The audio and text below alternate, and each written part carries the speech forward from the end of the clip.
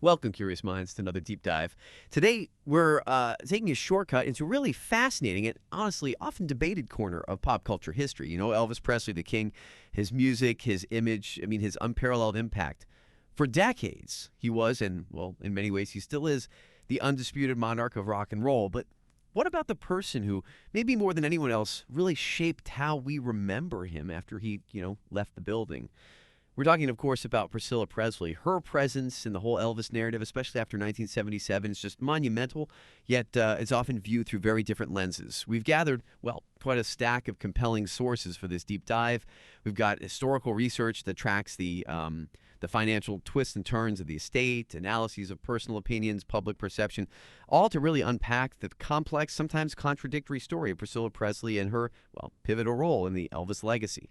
This isn't just about the facts, It's about interpretations, influence, the power of who tells the story. The big question we're tackling today, the one that's really at the heart of so much debate, is this. Was she diligently protecting his legacy out of genuine love, a desire for historical accuracy? Or was she maybe strategically rewriting it, perhaps even, you could argue, exploiting it to maintain a very specific kind of control and, secure her own lasting place within that powerful narrative? Get ready for some hopefully aha moments that might just change how you view the king's enduring story. Okay, but before we truly dive into all the intricate details of Priscilla Presley's influence, just a quick but really important note for all of you listening. This deep dive, it's intended purely for educational and, well, entertainment purposes.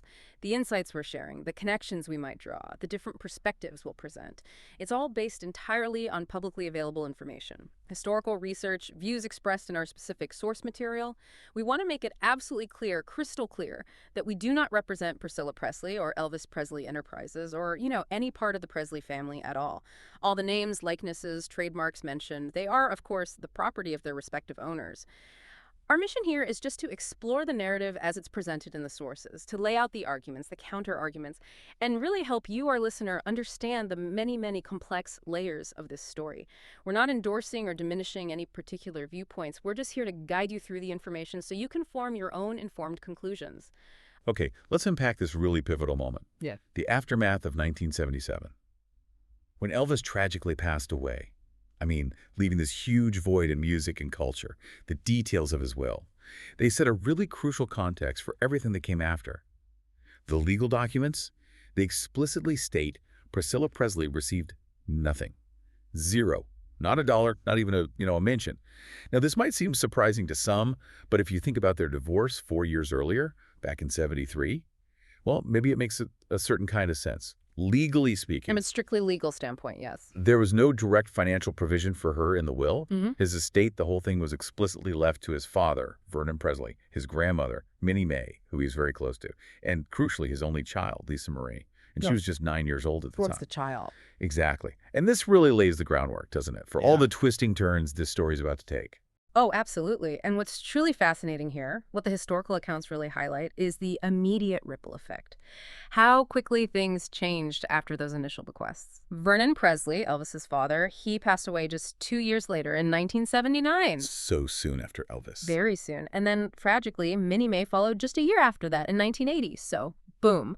This created a profound, almost instantaneous power vacuum. Right. Suddenly, the direct line of succession, the people Elvis had explicitly named in his will, well, that line was fractured. The only remaining primary heir was Lisa Marie, a very young child, still years away from being legally adult, years from being able to manage this vast enterprise. And the research, the timelines, they indicate this is precisely when Priscilla stepped back into the picture in a very, very significant way. It wasn't just as Lisa Marie's grieving mother, it seems it was a much more strategic reentry into the operational side of Elvis's legacy. She moved apparently with considerable swiftness, aligning herself with key advisors and, as some accounts put it, positioning herself as a protector of the legacy. And that timing is just so striking, isn't it? Vernon passes, then Minnie Mae, Lisa Marie, a child, is the sole heir. And the sources really underscore that this is exactly when Priscilla re-enters. Not just mom, but like you said, a strategic player. How do the sources weigh that? I mean, was it primarily driven by, a genuine intent to safeguard the legacy? Yep. Or do they lean more towards maybe a calculated recognition of an opportunity, especially given she was legally separated from the estate, right? That is the absolute core tension our sources grapple with. And honestly, they present compelling arguments for both sides. It's not simple. Mhm. On one hand, you absolutely have the narrative of selfless guardianship. Proponents of this view point to the genuine affection Priscilla clearly held for Elvis, even after the divorce. The fact that Graceland was fundamentally Lisa Marie's birthright, and her, inherent understanding of Elvis's immense cultural significance, she got it. She knew him. Exactly. So from this viewpoint, her actions were born out of a desire to preserve his memory, the physical assets for their daughter, and yeah, for the millions of fans worldwide. She had that intimate knowledge of the man behind the legend, and it suggested she felt a deep responsibility maybe to honor that. But then you have the other perspectives in our sources, Yeah. and they point to the sheer speed, the tactical alignment she made almost immediately. They suggest that while, look, genuine emotion was undoubtedly present, how could it not be? There was also a very shrewd, very calculated recognition of an immense opportunity. Think about it. Divorced from Elvis, received nothing in his will, this sudden void. It presented a unique chance for her to regain influence, not just over Lisa Marie's life, but over the entire Elvis empire. This global phenomenon she was no longer legally bound to. Right. She was on the outside legally. Totally. So the material suggests her re-entry wasn't just emotional. It was also deeply calculated, perhaps, to reclaim a central role. So yes, she arguably saved the estate from financial ruin. We'll get into that. But the underlying motivation, that remains a subject of pretty intense debate in the sources. Yeah, it is such a difficult line to draw, isn't it? And the narrative of a savior is so powerful, especially, like you said, considering the dire financial straits the estate was actually in. Our sources really detail that extensively. Speaking of which, can you paint an even clearer picture? Just how close did Graceland come to being lost before Priscilla jumped in? Oh, absolutely. And dire might be an understatement. By 1982, so just 5 years after Elvis's death, the estate was facing catastrophic financial collapse. Seriously, the situation was truly grim, far beyond just bleeding money. The detailed financial reports from that time, cited in our sources, they explain how Vernon Presley, as the executor before he passed, found himself just overwhelmed. Overwhelmed by the sheer scale of the legacy and these unforeseen financial burdens. Must have been immense. Immense. You had inheritance taxes, a staggering sum for a celebrity estate of Elvis's magnitude. We're talking millions of dollars back then. But also the considerable ongoing maintenance costs of Graceland itself. This wasn't just, a house. It was a sprawling 13.8-acre estate, multiple buildings, extensive grounds, a full staff, all continuing to drain resources, and crucially, without a consistent, robust income stream from new music or tours, which obviously stopped with Elvis's passing, the estate was reportedly losing something like $500,000 annually, $500,000 a year back then. Wow. That's huge money in the early 80s. Exactly. Some reports from the time, outlined in our source material, even indicated the estate was facing liquidation within months. Like, sell everything off. Including Graceland. Including Graceland. The very heart and soul of Elvis's physical legacy, his iconic home, was reportedly right on the verge of being sold off just to cover these mounting taxes and operational costs. It was a desperate situation, bordering on total financial ruin. And into this crisis stepped Priscilla. The same Priscilla, remember, divorced, uninherited, no direct legal claim to the assets at that point. Right. Yet she made what the accounts describe as a monumental, really bold decision. She convinced the trustees, the people legally managing the assets, for Lisa Marie to open Graceland to the public. Turn his home into a tourist attraction. Precisely. It sounds on the surface like an incredibly risky gamble, turning this private, almost sacred home into a bustling tourist destination. Many would have shied away from that, surely. Too controversial. Yeah, you can imagine the pushback. But she did it, and Well, it dramatically, fundamentally altered the trajectory of Elvis's legacy. That transformation. I mean, it was a monumental risk, like you said, Yeah. but wow, did it pay off incredibly lucrative. Within just 1 year of opening Graceland's gates to the public, that was June 1982, right? Yeah.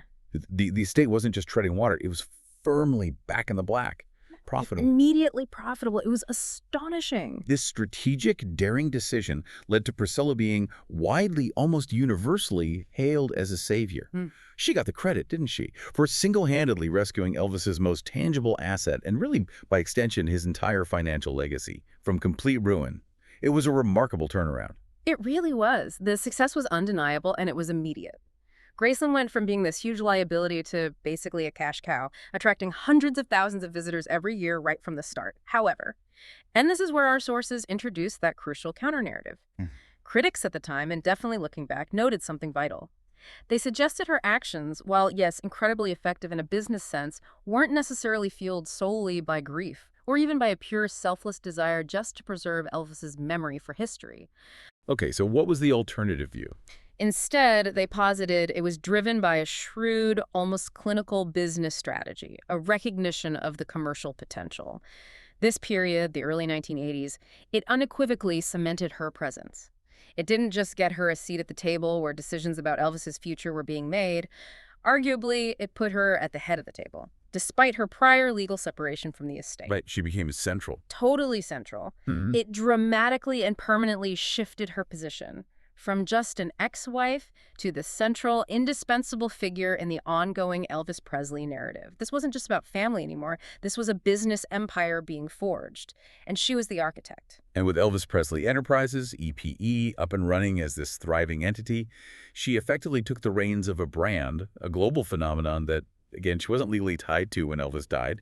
You really have to pause and think about that. This wasn't just about Graceland anymore, right? Not just keeping the lights on in the mansion. It very quickly became about the full-scale, pretty aggressive global commercialization of Elvis Presley. Oh yeah, it went way beyond Graceland tours. She became, as the historical accounts highlight, the undeniable architect of marketing Elvis to the world. We're talking about meticulously licensing his name, his image, selling countless pieces of merchandise. Everything from records and posters to, keychains and snow globes probably, transforming him quite deliberately into a commercial powerhouse. A brand. A brand. And there's no denying the results. Under her stewardship, the brand didn't just survive, it absolutely thrived, generated immense wealth, and kept Elvis relevant in ways maybe even he wouldn't have imagined. But that undeniable commercial success, it wasn't without its detractors, and it wasn't without this subtle but significant shift in perception among the most ardent fans. While the brand flourished financially, expanded its global reach, a quiet but persistent whisper started circulating.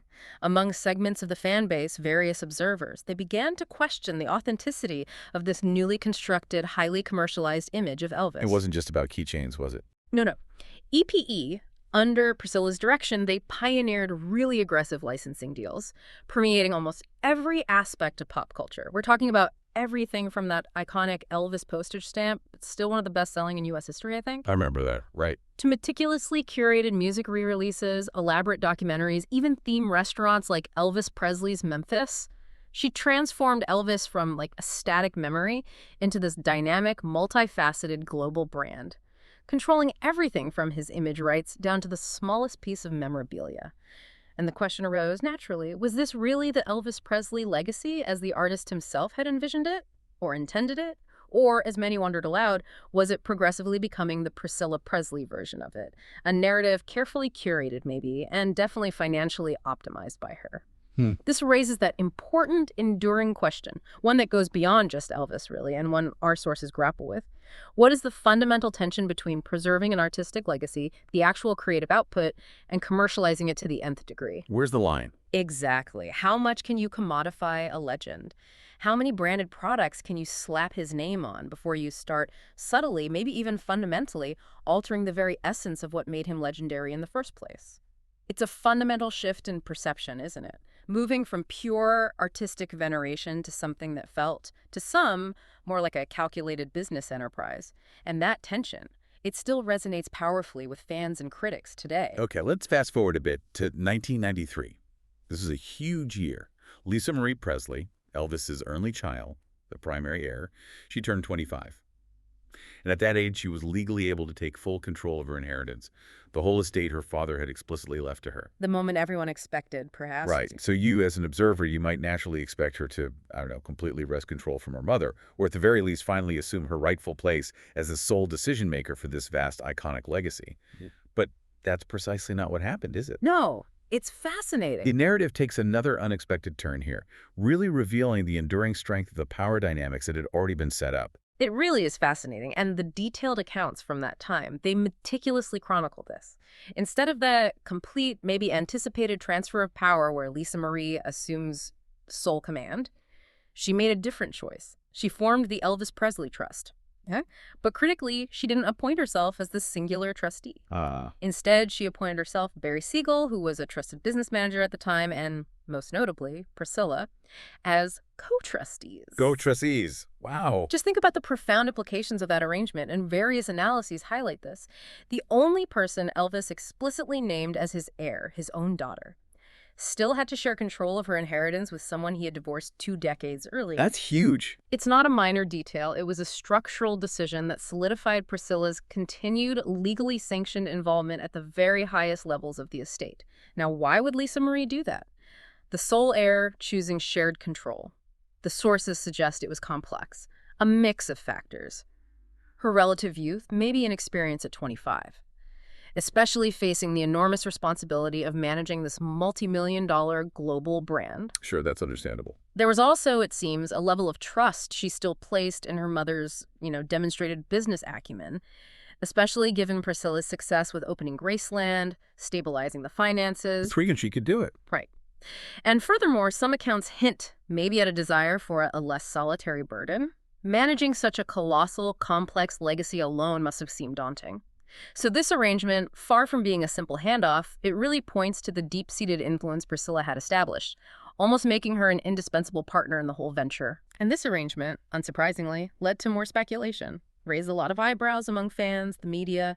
Many openly wondered, was Priscilla still kind of steering the ship, making the key directional decisions? While Lisa Marie, despite being the rightful heir, was maybe standing somewhat passively on the deck, observing rather than commanding, it really speaks volumes about this established power dynamics. And that dynamic between Priscilla and Lisa Marie, well, you could imagine it continued to evolve from that point, and certainly not always harmoniously. The historical records, they highlight a particularly significant event in 2005. Priscilla and Barry Siegel, as co-trustees, they helped negotiate the sale of 85% of Elvis Presley Enterprises.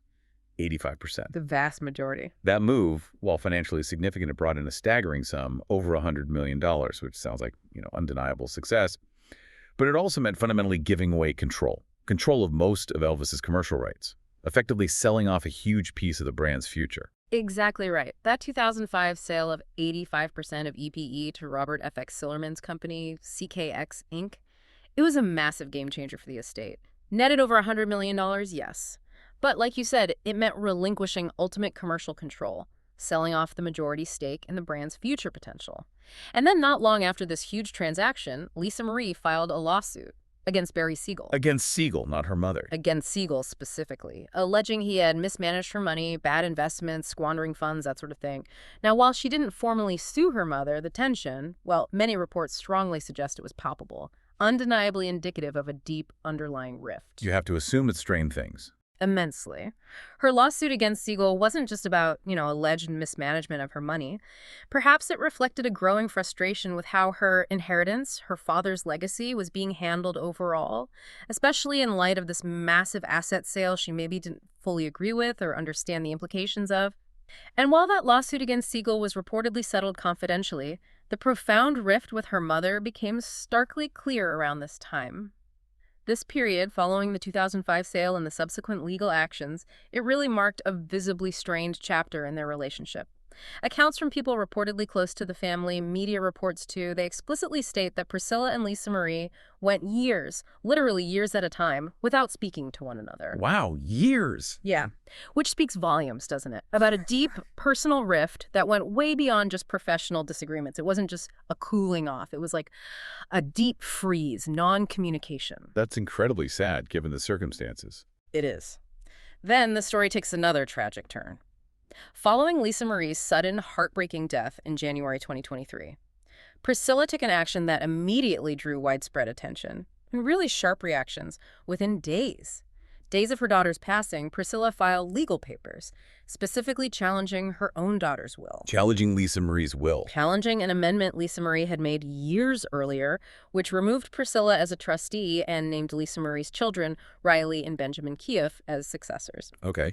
This move, as depicted in various media analyses, it was met with a whole spectrum of responses. Public, media, some observers immediately called it shameless. seeing it as a blatant, maybe insensitive attempt to regain control over the estate, especially right after such a profound loss. Others, though, viewed it as, well, classic Priscilla, a demonstration of her unwavering resolve, always knowing how to stay firmly in the picture, how to ensure her continued relevance, her presence, no matter the circumstances or the personal cost. Always playing the game, some might say. Perhaps. This legal challenge coming so quickly after Lisa Marie's death, it was ultimately settled. Riley Keough became the sole trustee.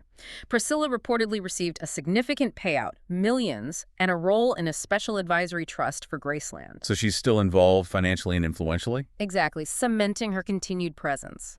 And it truly leads back to that critical inquiry about motivations. Was it genuinely about protecting the legacy's integrity? Or was it, as critics suggested, fundamentally about her personal stake in maintaining control? And Priscilla's influence, as the research just so clearly shows, it extended way beyond just the business side, didn't it? Far beyond boardrooms and legal papers. She meticulously and very effectively shaped the entire public narrative of Elvis, consistently positioning herself through all these powerful channels as the leading authoritative voice on his life, his relationships, and ultimately his legacy. She became the gatekeeper of the story. Totally. Just think about the sheer breadth of her involvement over the years.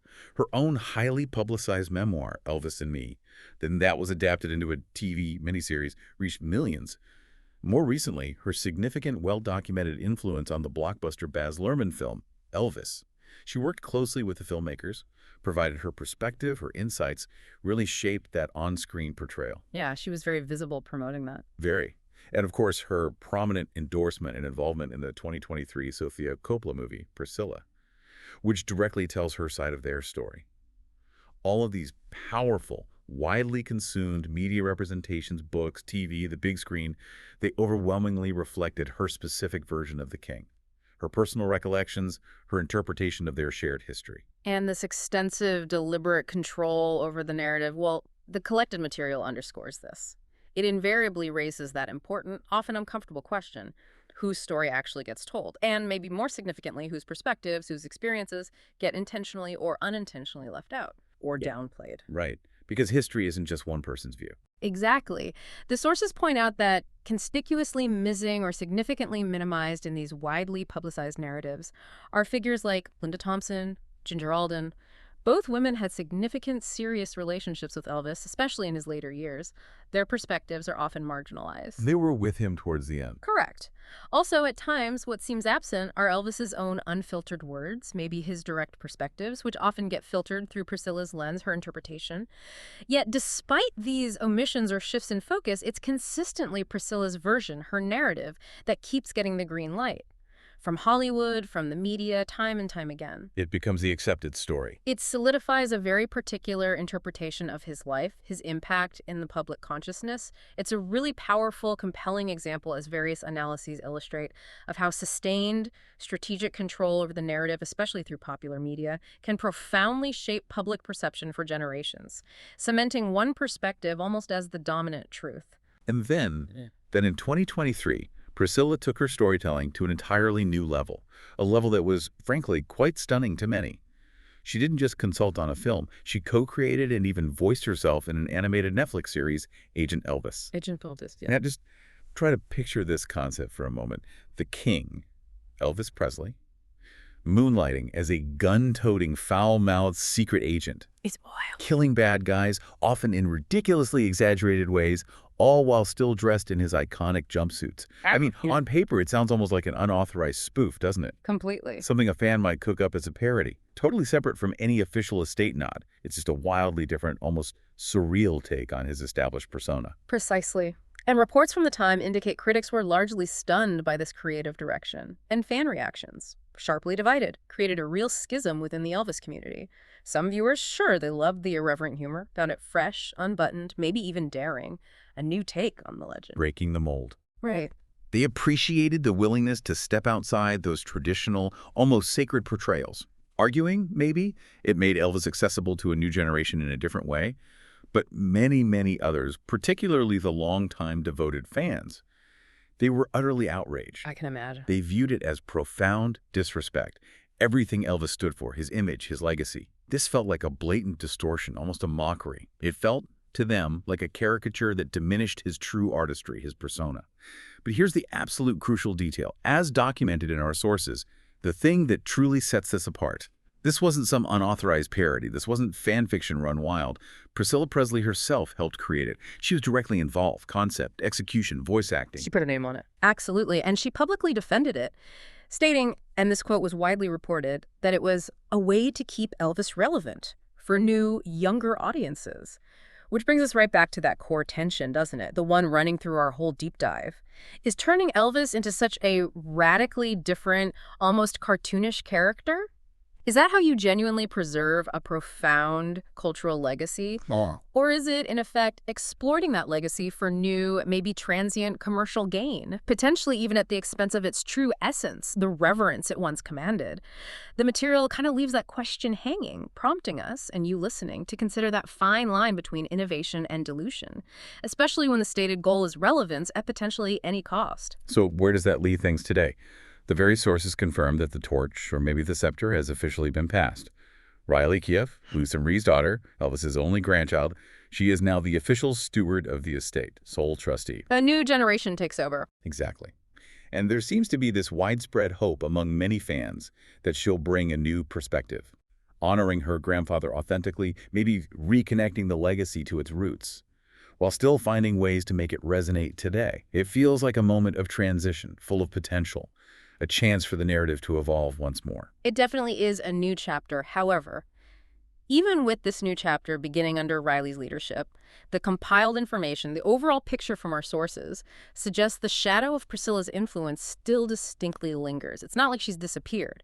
It's a continued presence that still shapes the perception, the direction, even if indirectly now. Her influence is baked in almost. You could say that, because, as the sum of our sources aptly puts it, no matter what Elvis left behind in his will, no matter who he officially designated as his heir, Priscilla made absolutely sure her fingerprints were on all of it. From the financial structures hammered out decades ago, to the public narrative she cultivated, from Saving Graceland to, yes, Agent Elvis on Netflix. Her mark is everywhere. It really is.